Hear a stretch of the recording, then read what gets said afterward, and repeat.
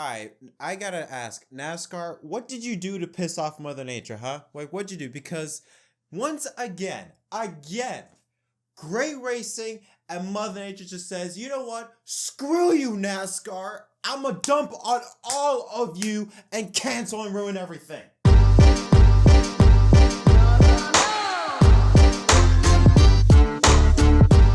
What's up, everyone? Welcome back to episode of MDK Racing Victory Stop. My name is Jet. Wow, there was a lot of criticism about the new Atlanta Motor Super Speedway, I guess we can call this now.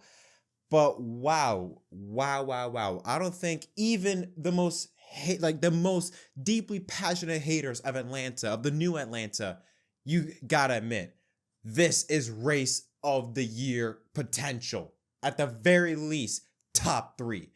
What a race it was from start to finish. From the broadcast, Dale Jr., which every single time Dale Jr. is on the call, I swear I'm getting like PTSD because anytime he screams, I feel like the world's coming to an end.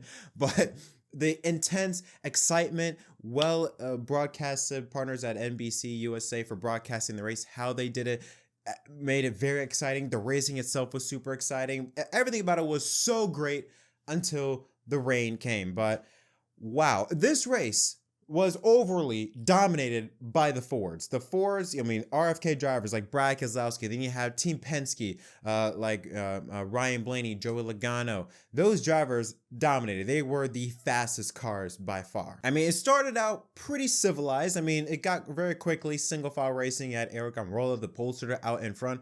But then later on, Joey Logano decided to take over, took the lead away from Eric Almirola. Almirola actually got back at Logano. Logano got back again ahead of Eric, and then Eric slipped back, and that would be the last we'd ever see Eric really battle for the lead. From that point on, it was all Team Penske. There was even a moment when Almirola fell back to 9th, and you had a moment with Tyler Reddick nearly getting turned at the front stretch. Somehow he saved it, managed to keep on going. This race had so many close calls.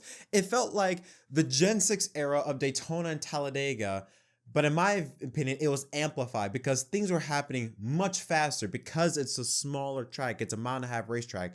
It was like Daytona and Talladega, but things were just happening a lot quicker. You even had a great battle for the finish of stage 1 where it was Ryan Blaney, the other Penske teammate, and Joe Logano battling side by side, as well as Kyle Larson, who took it 3 wide on the final couple of laps, but it would be Blaney that would get the edge on Larson to win stage 1. But this race, of course, with how intense and how exciting it would get, you're going to have crashes that would take place. On lap 92, Kyle Larson gets loose and then spins around in turn 4 for the caution, doesn't hit anything, but explodes a right front tire, ripping his car into shreds, and that he would end up retiring from the race not too long after. Lap 123, Corey LaJoie and Eric Jones make contact, which collects Tyler Reddick, Todd Gillen, Ross Chastain, and a few more for the caution. Chastain and I believe also LaJoie would end up retiring from the event as well. And up to that point, around lap 123, again, absolutely chaotic, exciting, entertaining racing.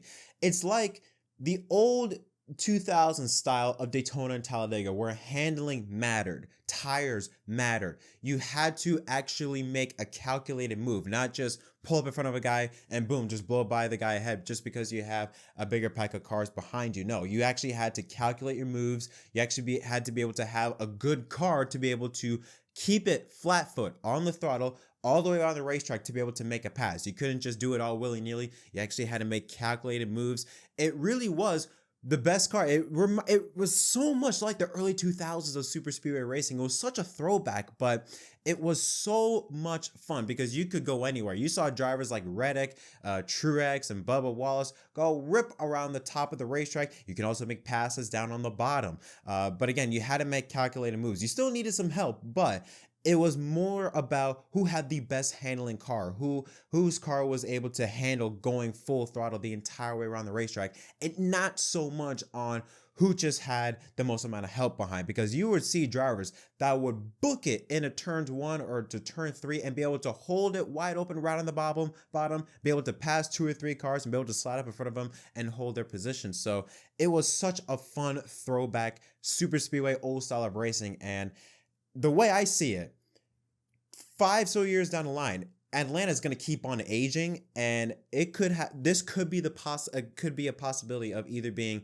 a bad racetrack, or it could be one of the best racetracks that the NASCAR Cup Series will be going to in the future. Even Junior was saying, I think he puts on social media that this is the hottest ticket. Before he would always say it was the Bristol night race. Now he would tell fans go to Atlanta, which I must say, summer night at Atlanta, I am all for it as long as it doesn't come with rain. Because that took place for the second half of the race. Because rain was imminent, there was a large cell coming towards the racetrack, and it was going to hit and it was going to stay at the racetrack for a long period of time. So a lot of drivers and teams were racing to the rain, to the caution. You had some more drama up front for the race lead. Lap 132, Austin Cindric faked out Chris Buescher, jumps to the lead on the top lane of the racetrack. Then Brad Keselowski wants to have a say in this. He gets side by side with Cindric, 2x2 for the lead, multiple rows back. Keselowski then gets ahead, but now he's got to fight Ryan Blaney. I mean, the Fords were all over the top or all over the front of the racetrack, but by no means did they have it, I want to say, control, because it was always 4 or 5 Ford drivers that wanted to throw their hat into the mix of wanting to lead the race. But in the closing laps, Alex Bowman off of turn number 4 gets loose, slides up and hits Denny Hamlin, sending them both sideways into the grass, throwing out the caution, and stage number 2 would end on a caution with Brad Keselowski winning the stage. And again, more talk about what do you do? Do you stay out? Do you pit? Keselowski, he had to pit because if he stayed out, they would be out of fuel. Then William Byron, who restarted around in the top 5, makes some moves and he takes the lead. Now, what's interesting about Byron is that early in the race, he had a penalty, went to the back. Then later on, he spun on the front stretch after contact with, I believe, Corey LaJoie. Again, sent to the back, was able to drive his way up towards the front and use pit strategy to his advantage to go out and take the lead from AJ Allmendinger while all hell was going loose behind him. So many close calls, drivers getting sideways, drivers hitting each other. Kevin Harvick got sideways after he made contact with Denny Hamlin, spun sideways through the front stretch, didn't bring out the caution, but he had a tire down and he was crawling towards pit road. I'm surprised NASCAR didn't throw a caution, but I think because they were trying to get as many laps in as possible before the rain came by. But you had so much exciting, intense racing. And then on lap 178, Ryan Preece gets loose, spins sideways right in front of Bubba Wallace. I think 2 or so cars after Bubba and Preece were also involved in this crash, I'm not sure, but that brought out the caution, and that basically sealed the deal, because around this time, NASCAR started to spend a lot of time under caution because rain was getting closer and closer and closer. Finally, it got to the point where NASCAR brought them onto pit road for the red flag, and not 5 minutes after, William Byron wins at Atlanta for his 4th win of 2023. I think he led only 19 laps, and he has the most wins out of any driver in the NASCAR Cup Series in 2023, and I believe this is his 8th career Cup Series victory. Now, let's talk about NASCAR's decision, because as much as I don't like it, I get it. I think because of what happened in Daytona last summer and the visceral reaction that NASCAR got from both fans and drivers, that I think they didn't want to have another reoccurrence, and now they're being extra conservative. We saw at Darlington a week after Daytona last year where a little bit of sprinkles, instantly caution. Like they without hesitation.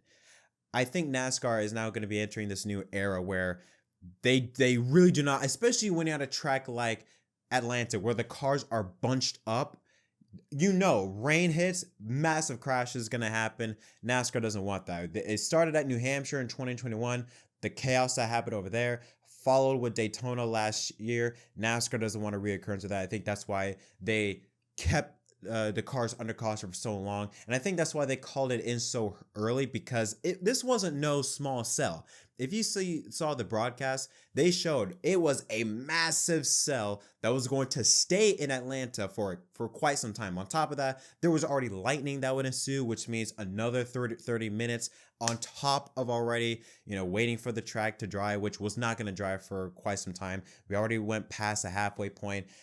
It was early, yes, but I think NASCAR, regardless, would have made the call for the race to enter the caution. I think also because it's Sunday night. It was Sunday night. It was 10 o'clock at night.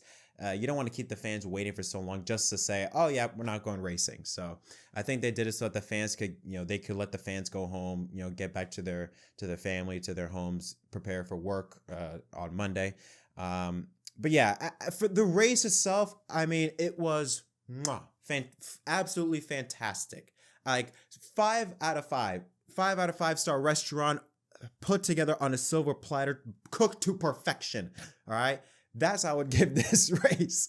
It was absolutely amazing from start to finish, how intense. I think the rain played a factor into the intensity of the racetrack. I'm very curious to see how this racetrack is going to be like 4 or 5 years down the line, because the spring Atlanta race was not too bad, but by no means was it like what we saw tonight. Tonight was just absolute chaos. But yeah, let's take a look at the results following this race. So William Byron wins. How about Daniel Suarez, after what has been an abysmal season really, comes home in second place. AJ Allmendinger banks on being kind of out of cycle compared to a lot of other drivers with pit strategy, comes home in third. Michael McDowell, who was nearly on fumes, he was 2 or 3 laps from going out of fuel when that caution came out. So great luck run for him in fourth place. Kyle Busch in fifth. Keselowski had a fast car, ends up with another top 10 finish at Atlanta in 6th. How about JJ Yeley? The last time JJ Yeley finished in the top 10, it was also during a rain-shortened race. 7th place run for him in that Rick Ware team. 8th is Justin Haley, Ryan Blaney 9th, and Ricky Stenhouse Jr. the top 10. Eric Jones 11th, Austin Cindric, Chase Elliott, Denny Hamlin, Chris Buescher, Todd Gillen, Joe Logano, Eric Almirola, Ty Dillon, and BJ McLeod the top 20. Austin Dillon, Chase Briscoe, Christopher Bell, Ryan Preece, Bubba Wallace.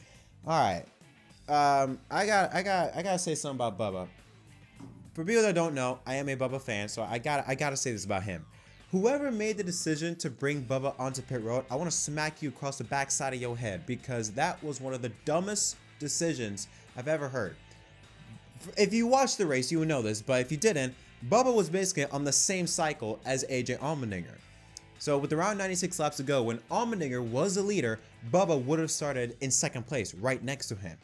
But for some reason, they brought Bubba onto pit road for 2 tires, and they had him start mid-pack. Now, he was able to drive his way up to around 9th, 8th place, but still, he couldn't get back up towards the front and was caught in that crash with Ryan Preece, and he ends up finishing 25th, because after that, rain came, race over. He ends up finishing in 25th. After, more than likely, he could have had a top 5 finish, because he, in my opinion, had a better car than AJ Allmendinger had, and is a better super speedway racer than Allmendinger.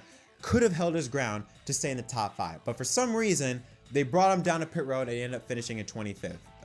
If I'm Bubba, I'd be very pissed, because they're in an opportunity to have a spot in the playoffs. They're right on the edge. The last thing they needed is a race like this, and the team screwed Bubba. They screwed Bubba, because he had a shot at a top 5 car, and whoever brought him onto pit road, they should get, again, backside of the head, they should get smacked.